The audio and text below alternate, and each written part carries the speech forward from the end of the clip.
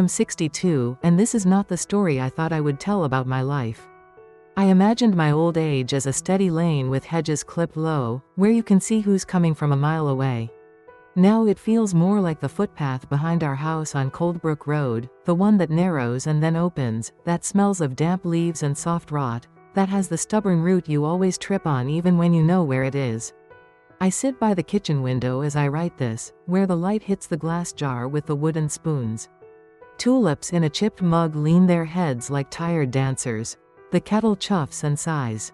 Some mornings, I catch a whiff of the old life, like the scent of laundry when you pass someone on the pavement and it disappears again, making you wonder if you imagined it.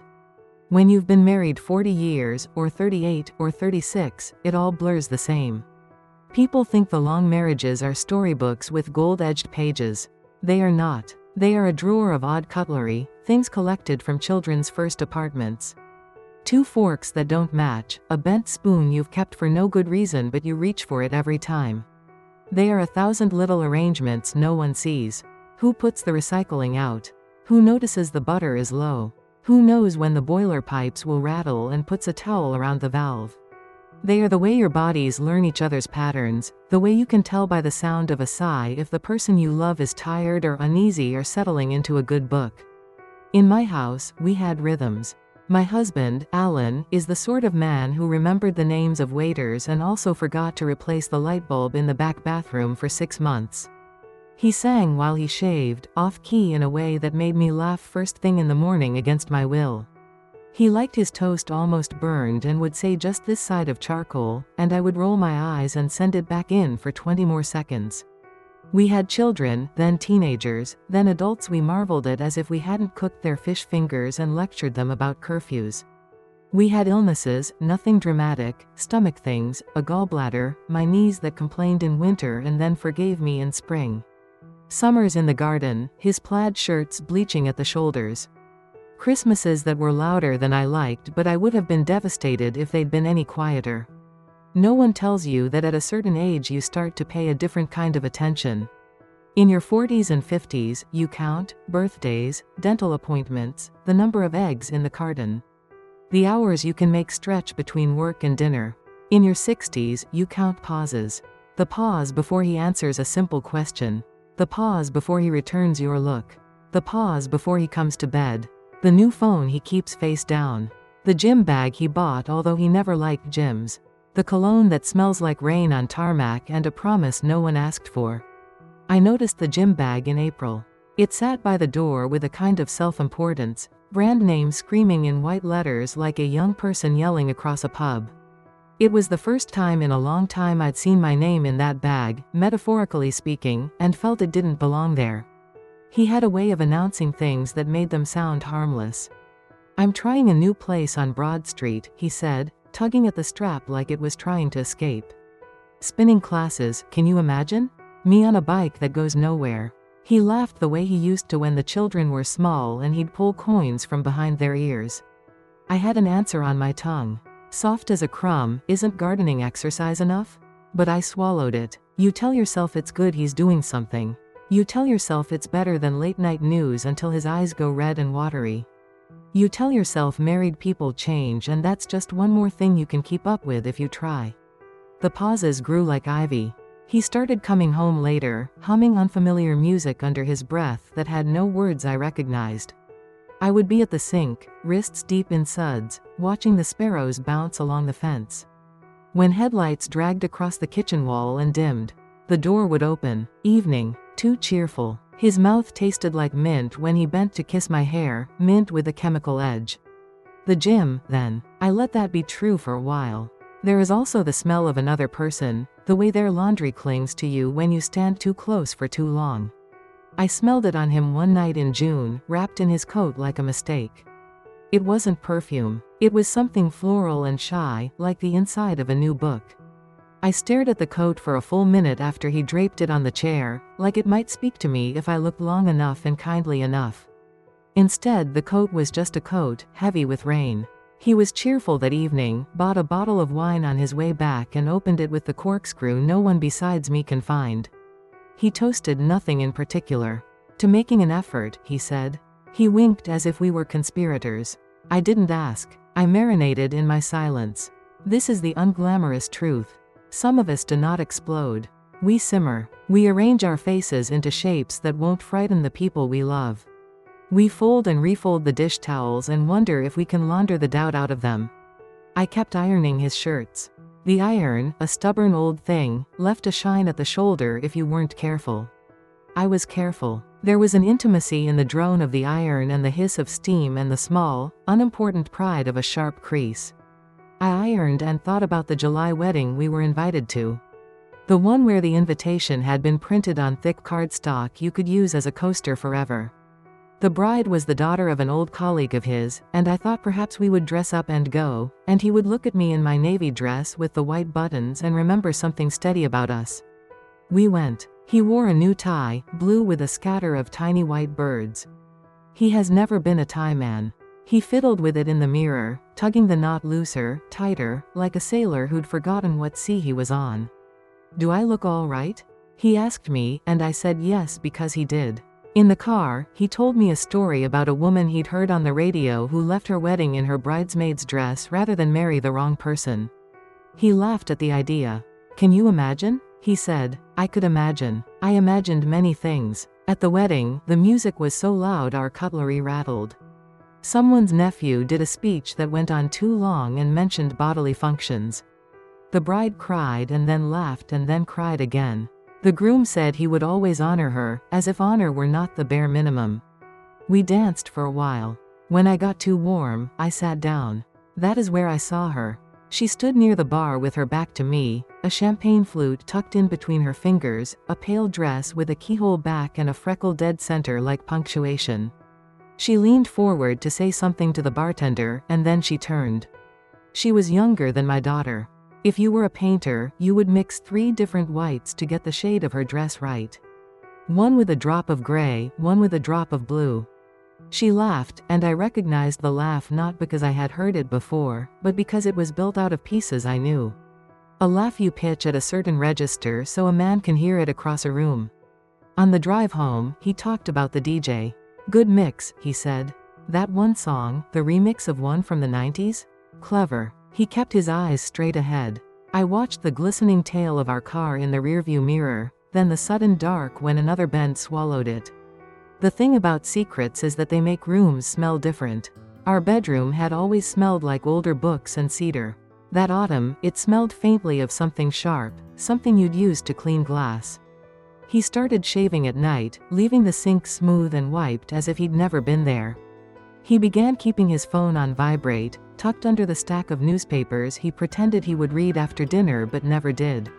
He started running out for milk and returning with milk and a restlessness that had nothing to do with shopping. Maybe I'm painting him unfairly. He still did the crossword. He still reheated my tea when I got distracted and forgot it. When my sister had her scare in October, he drove me to the hospital and waited in the cafeteria with me while I ate an egg sandwich that tasted like a door sponge. He cupped my elbow when we took the stairs. It's not that he went dark like a light switched off. It was more that he went dim, the way bulbs do when you've ignored a problem with the wiring for too long. When it happened on a Tuesday.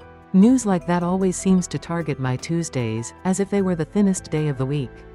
I was mopping the kitchen floor with vinegar and hot water, a habit I learned from my mother. He came home early, not late, wearing that gym bag look, self-important and a little guilty. He sat at the table and folded his hands. "I've met someone," he said. "It's like being told a hurricane is going to pass through your living room. You know what a hurricane is. You know what your living room is. You cannot fit them into the same thought." He talked. To his credit, he did not dress it up too nicely, though he could not resist a bow here and there. He said words like connection and second chance and how we'd become different people, which was true, and how he hadn't meant for it to happen, which I do not believe and also do not need to debate now.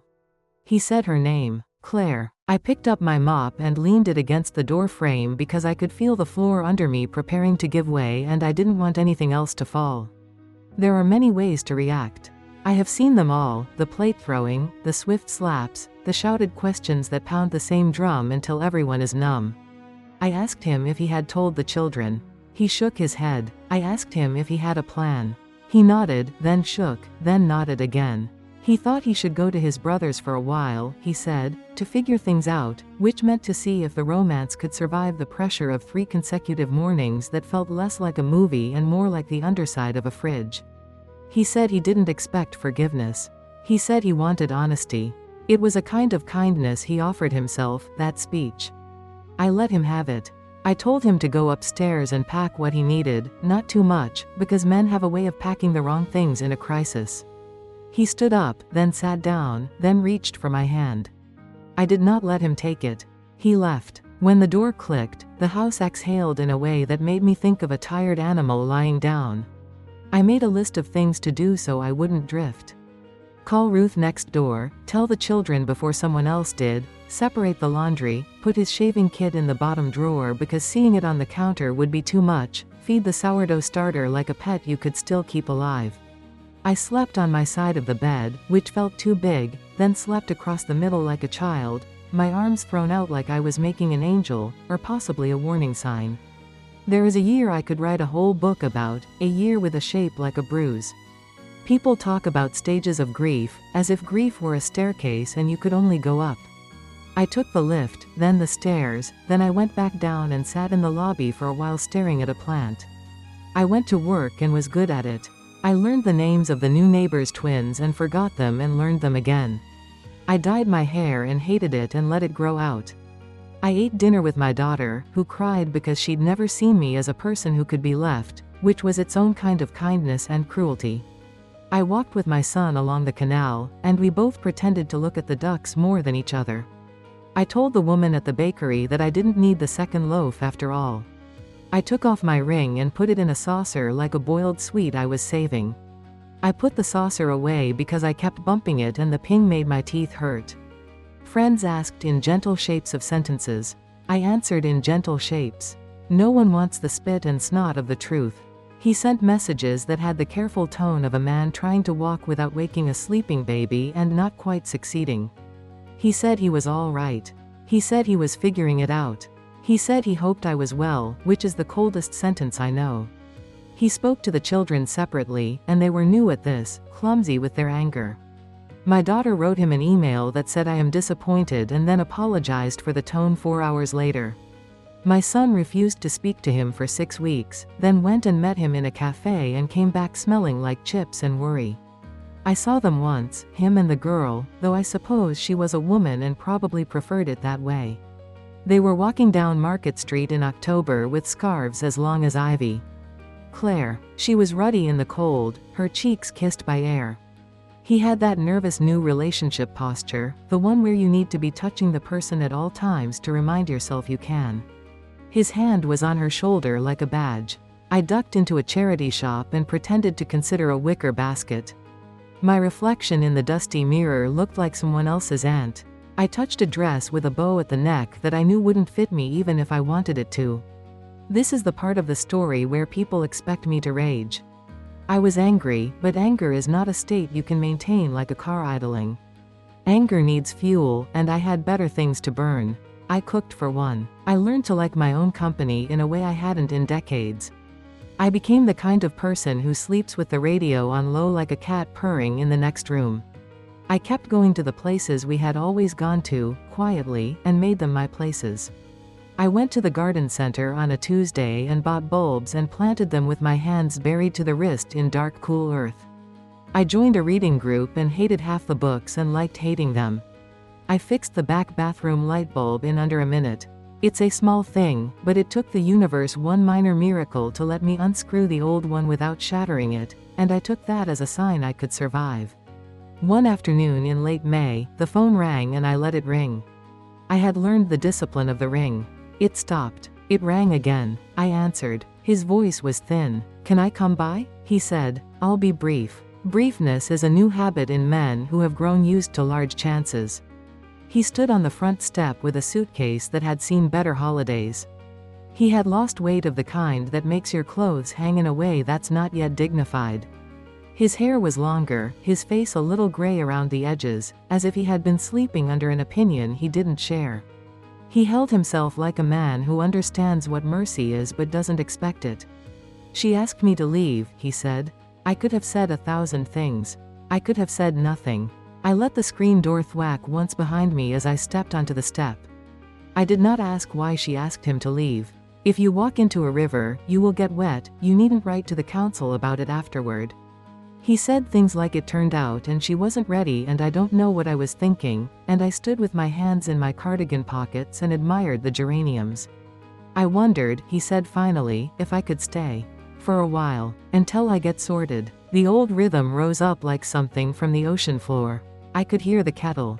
I could feel my feet find the outline of the rug we bought in a market in Lisbon. I could feel the old script trying to form in my mouth. Come in, then. We'll figure it out. Here is the big thing I had not expected to know, and I only knew it because of the year of the bruise. Intention is not the same as consequence, but it has consequences all the same. I had intended, for decades, to be the person who made the kettle sing and the bed smooth and the door always open to a certain particular man.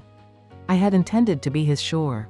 He had let a storm tear the shape of me from his maps, and in the weeks and months since, I had learned to draw myself back in. He had arrived now wet and cold and not wanting to drown.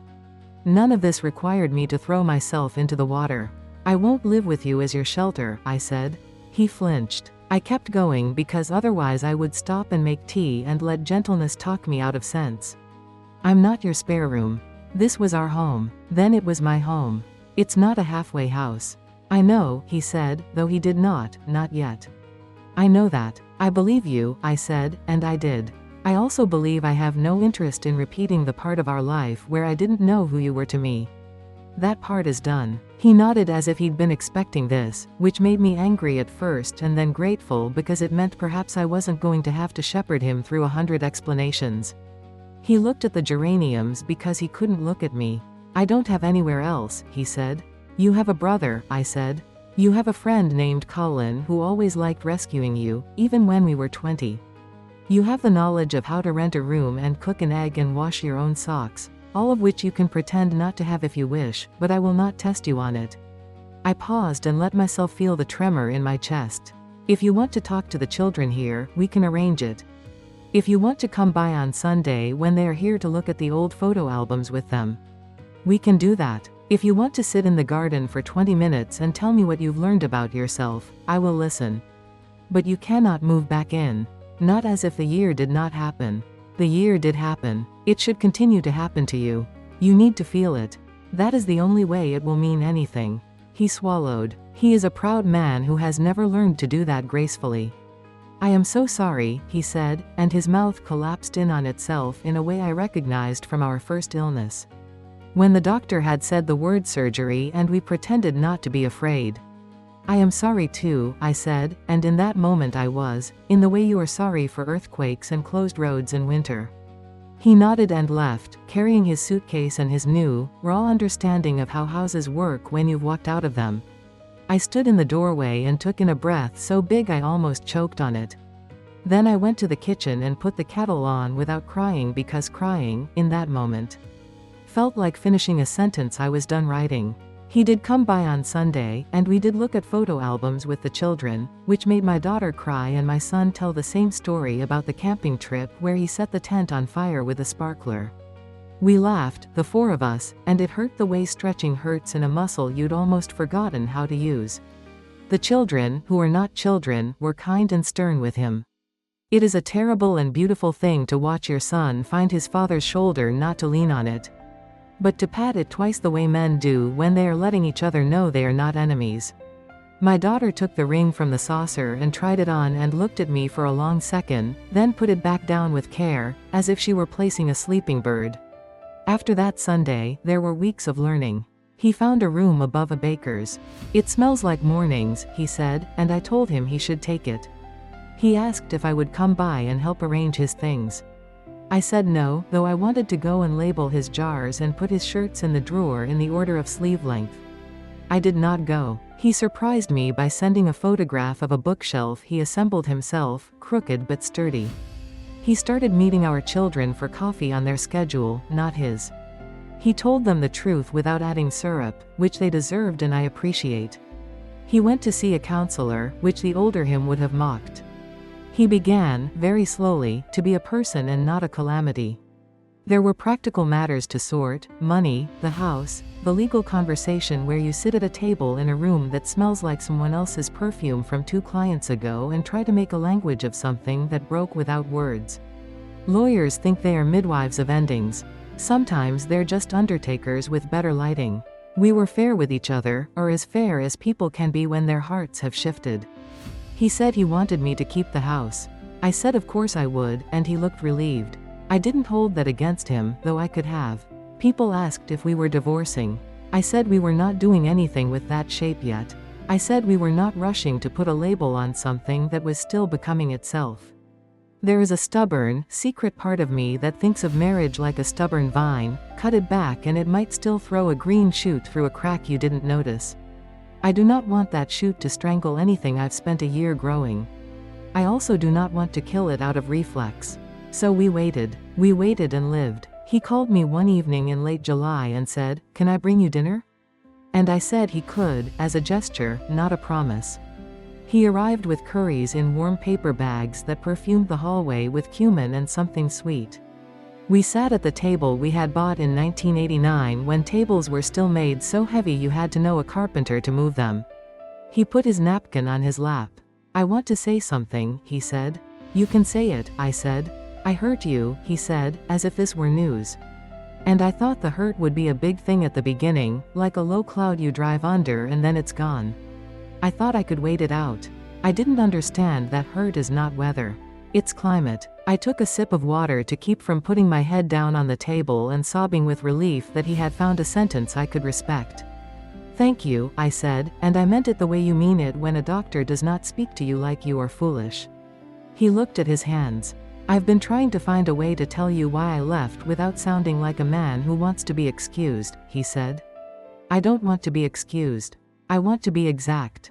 I was bored with myself, and instead of changing myself, I changed my scenery. I mistook applause for conversation. I mistook being desired for being known. I mistook leaving for living." He looked up. "I loved you. I love you. That's also true." Those truths behaved like enemies for a while. I helped them fight. I did put my hand on the table then, by his, not touching, close enough to know it was there. "I built a life around us," I said. "I made us a home the way some women make quilts. I stitched and unpicked and stitched again. I don't regret that. I regret that I forgot to sign my name on it. We did not decide anything that night. We ate. He took the containers to the sink and washed them, and I dried them because old habits are as easy to reach for as salt. He left, and the kitchen smelled like cumin and something sweet long after the door shut. The next week I went to the seaside with my sister. We are both past the age of bikinis and not past the need to look at the sea and feel small in a manageable way. We sat in chairs that reclined too far and ate chips and read paperbacks with broken spines. When I told her he had asked to come back and I had said no, she looked at me over the rim of her sunglasses and said, "Good." When I told her he was trying, she said, "Good." The same word, different shape. At home, I went into the small bedroom we always called the spare even when our son lived there, with posters of bands that sounded like Hoovers. I cleared the top of the dresser. I opened the window and let the air sit on my wrists. I took a piece of paper and wrote a list of what I would require for a life that had room for him without opening the door of my chest and inviting him to live there again without rent. It was unromantic. It was also love, the kind that does not clap the loudest but stays for the encore. Therapy for both of us, not just him. Time. A timeline that was a series of small stones across a stream, not a leap. A not insignificant portion of apology to be paid in daily coins, not one grand gesture with a ribbon. An agreement about phones, about transparency, about the way we would walk into rooms together and stand or sit as if we could survive the weight of what the year had taught us. A willingness to be told no without flinching. Friendship as a precondition, not a consolation prize. He came over on Sunday with a pie he had bought pretending he'd baked it, and I didn't call him on it because I was tired and it was good to eat. We sat at the table with the heavy legs and the scratches from the year we let the children paint in the kitchen because it was raining and we were young. I told him my terms. He nodded at some, frowned at others, went quiet in a way that used to make me rush in and fill the air, and I did not. He said he would think. He did. He came back a week later with a notebook full of handwriting I recognized from every list he'd made for 38 years. He had added some things. He had crossed out one or two. He had made a note to remind himself that he was not to make a note about shortcuts. He signed his name at the end like a man acknowledging a promise to himself in public. I do not want to give the impression that after this the sea was calm. It braided and slapped and hissed. He was good one day, stiff the next. I was generous one day, bitter the next. Sometimes he would reach for me in a doorway and I would step back and watch the way my body still remembered him like a melody you haven't heard in decades and still know the words to. Sometimes I would laugh at something trivial and be startled by the sound because I had grown used to a quieter house. We argued about petty things that were not petty. We were kind to each other in ways that would bore you to read and fed us like broth after an illness. The girl, or the woman, Claire, sent me a letter in September. It smelled faintly of the kind of candles you buy when you want your house to smell like a hotel. She said she was sorry, as if that word could stand up under the weight of what we had all done. She said she wanted me to know she had not been cruel. I believe she was not cruel in the way that matters to her. I believe she has a story where she loved and was brave and then practical and then alone. I shredded the letter because I had no place to keep it that did not feel like a shrine to something I did not worship. A year became another year. We did not move back in together. He learned the pleasure of making coffee for himself and then for someone else. He took up swimming because the gym had become a joke he could not tell. He asked me to walk by the canal on evenings when the light lay flat across the water like silk, and sometimes I said yes. He learned to arrive on time. He learned to tell the truth first, not after a detour. He learned that I could love him and also not offer him every ancient comfort on command. I learned that I could be alone and not be lonely. I learned that I missed how he laughed at the dumbest parts of films. I learned that I could hold that missing in one hand and not let it drag me across town. The children, who were not children, were proud of me in ways that made me uncomfortable. Their friends called me strong like a person in a caption below a photograph of a mountain. Strength is simply what you call it when there are no chairs and you have to stand. I bought new chairs. I taught myself how to fix the garden gate. I found a little seam of pleasure in a Saturday morning where no one wanted anything from me but toast. Sometime in late winter, after the holidays had exhausted themselves with their frantic cheerfulness and the tree had gone to mulch, he asked if he could stay the night because the pipes in his building had burst. In the spare room, he said, making sure the preposition arrived first. He came with a toothbrush and a book of poems he pretended to read when nervous. He slept, and I slept, and the house did not creak in a way that made me feel watched. In the morning I made porridge because porridge feels like admitting nothing. He said, "Thank you," and I said, "You're welcome," and we stood there the way people stand in small doorways, neither rushing, neither lingering. I could tell you we ended up remarried in our own house, or that we divorced and became friends who exchange recipes and eye rolls. I could tell you we never decided and lived in a state of soft uncertainty like fog. The truest thing is less dramatic. We became two people who had known each other for most of our lives and were still learning the shape of the other person's shadow. We took a long time. We did not move. We let the vines grow where they wanted without letting them cover the windows. Sometimes he still hums in the morning, but he asks first if it will make my head hurt. Sometimes I ask about his day and truly listen. The ring is still in the saucer, and sometimes I touch it with my fingertip on my way to the sink as if it were a bell. Here is the quiet confession I will make only once. When he asked to come back that day on the step, I did not say no because I wanted to punish him. I said no because I wanted to protect the version of us I had spent a year rewriting at a clean desk by a window. You can't pour the old ink back into the bottle and pretend it's never been spilled. You can only buy new paper and see what your hand knows now. The house smells of lemon oil and the faintest hint of curry that refuses to quit. The tulips have gone and been replaced by eucalyptus that makes the whole room feel like a church in a different language. I have learned to live with the pauses. I have learned to let a kettle boil and not lift it too soon. I have learned that people leave for reasons that make sense to them and come back for reasons that don't need to make sense to you. I have learned that love is not a door you hold open forever, getting cold. Love is the knowledge of where the blankets are and when to hand one over and when to let someone shiver and find their own. If there is a moral in this, it is a small one, the size of a sugar cube. It dissolves if you stare at it too hard. It is this: people are not houses, they are weather. You cannot own them. You can only decide which storms you are willing to stand under and when to come inside. I came inside. I made tea. I opened the window when the steam fogged the glass. I watched the path behind our house, narrow, then open, and realized I did not need to know who was coming. I only needed to know where the route was that always trips me, and how to step over it without bitterness, one careful foot at a time.